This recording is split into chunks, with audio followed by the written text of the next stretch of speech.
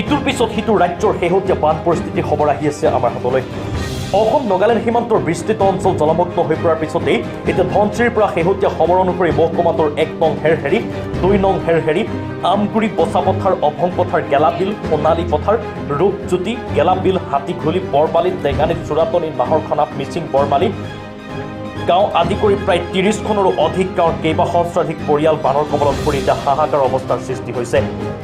ইফালে বানাক্ৰান্ত ৰাজ্যে নিৰাপদ স্থান বিচাৰি দীঘলী মাজগাঁও প্ৰাথমিক বিদ্যালয়, ৰংগমঞ্চ টেঙানী, বচাপথাৰ বিনাপানী হিন্দী প্ৰাথমিক বিদ্যালয়, গেলাবিল হাইস্কুল, বৰবালি প্ৰাথমিক বিদ্যালয় আদি বিভিন্ন ঠাইত শিবিৰ পাতি আশ্ৰয় গ্ৰহণ কৰা পৰিলক্ষিত হৈছে।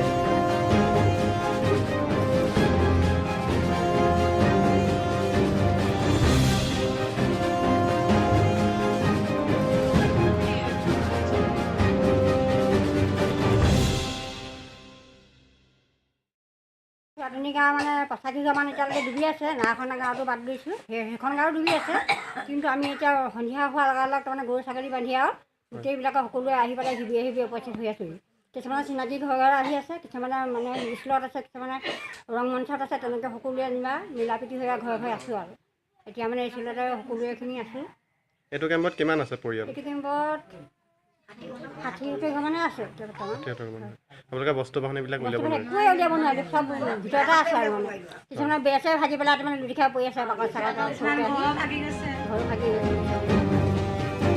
শেহতীয়াকৈ যোৱা কালিৰ পৰা গোলাঘাটৰ লগত সংলগ্ন বৰপথাৰ জামুগুৰি মূল পথটি সম্পূৰ্ণৰূপে বুৰি যোৱাৰ ফলত পথটি ছিগি যোৱাৰ আশংকা প্ৰকাশ কৰিছে স্থানীয় ৰাইজে। এতিয়াও বহু পৰিয়ালৰ পানীৰ মাজতে আবদ্ধ হৈ থকা বুলি জানিব পৰা গৈছে। এই ক্ষেত্ৰত প্ৰশাসনে উদ্ধাৰ অভিযান অব্যাহত ৰাখিছে যদিও সেয়া সত্য পৰিমিত। নিপকোৱে দৈয়াং জলবিদ্যুৎ প্ৰকল্পৰ অতিৰিক্ত পানী এৰি দিয়াৰ ফলত ধনশিৰি মহকুমাটোৰ লগতে অসম নগালেণ্ড সীমান্তৰ মেৰাপানী, কাছমাৰী আদি অঞ্চলতো লোকসকলে যথেষ্ট ক্ষতিগ্ৰস্ত হৈ পৰিছে। এই ক্ষেত্ৰত নিপকোৰ লগত অসম চৰকাৰে আলোচনা কৰি এক উচিত ব্যৱস্থা গ্ৰহণ কৰিবৰ বাবে আহ্বান জনালে সদৌ অসম ছাত্ৰ সন্থাই। সদৌ অসম ছাত্ৰ সন্থাৰ মুখ্য সাংগঠনিক সম্পাদক ৰাজু ফুকনে শেহতীয়া বান পৰিস্থিতিৰ বুজ ল'বলৈ গৈ ক'লে এনেকৈয়ে। জিলাৰ ধনশিৰি মহকুমাৰ লগতে গোলাঘাট মহকুমাৰো মানে দৈয়াং জলবিদ্যুৎ প্ৰকল্পত পানী এৰি দিয়াৰ কাৰণে ধাৰাবাহিকভাৱে পানী বাঢ়ি আছে। আমি এই ক্ষেত্ৰত এটা কথাই চৰকাৰক ক'ব বিচাৰোঁ যে নিপকো নামৰ যিটো এটা প্ৰতিষ্ঠান আছে, এই প্ৰতিষ্ঠানে কোনো আগজাননী নিদিয়াকৈ আচলতে পানী এৰি দিয়াৰ কাৰণে ৰাইজ আজি মানে পানীত হাঁহ নচৰা অৱস্থা এটা হৈছে। তাৎক্ষণিকভাৱে পানী আহি গ'ল, ৰাইজে ক'লৈ যাম, কি কৰিম, এনেকুৱা ধৰণৰ এটা দুৰ্যোগত ভুগিব লগা হৈছে। সেইকাৰণে যোৱাকালি আমি গোলাঘাট জিলা ছাত্ৰ সন্থাৰ আমাৰ সভাপতি সম্পাদকে জিলা উপায়ুক্তৰ জৰিয়তে নিপকোলৈ এখন মানে স্মাৰকপত্ৰ প্ৰদান কৰিছে যে ক্ষতিগ্ৰস্তসকলক ক্ষতিপূৰণ দিব লাগে আৰু অসম চৰকাৰে এটা ব্যৱস্থা গ্ৰহণ কৰিব লাগে যে যি ব্যৱস্থাৰ জৰিয়তে নিপকোৱে যাতে আগজাননী নিদিয়াকৈ সোনকালে পানী এৰি নিদিয়ে। আৰু যদি এনেকুৱা ধৰণৰ ঘটনা ঘটাবলৈ হয় তেতিয়া কিন্তু নিপকোৰ কোনো কামেই গোলাঘাট জিলাত আমি হ'বলৈ নিদিওঁ আৰু হোৱাৰ ক্ষেত্ৰত বাধা প্ৰদান কৰিম। সেই কথাটো কিন্তু তাৰ পাছত যদি কিবা পৰিস্থিতিৰ উদ্ভৱ হয় তাৰ কাৰণে কিন্তু চৰকাৰ জগৰীয়া হ'ব, প্ৰশাসন জগৰীয়া হ'ব। সেই কথাটো কিন্তু তেওঁলোকে জনা ভাল।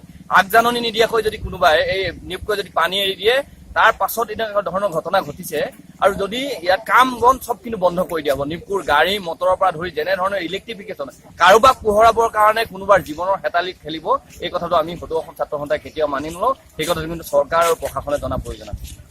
ছাত্ৰ সন্থাই ইয়াৰ বিৰুদ্ধে তীব্ৰ গণতান্ত্ৰিক আন্দোলন গঢ়ি তোলাৰ হুংকাৰ দিলে ছাত্ৰ নেতাগৰাকীয়ে। নিপকোৰ এনে কাৰ্য বিৰোধিতা কৰি তীব্ৰ আন্দোলন গঢ়ি তোলাৰ কথা ক'লে ছাত্ৰ নেতাগৰাকীয়ে। বৰপথাৰ টেঙানীৰ পৰা ত্ৰিদীপ বৰাৰ ৰিপৰ্ট, AWM 24 নিউজ।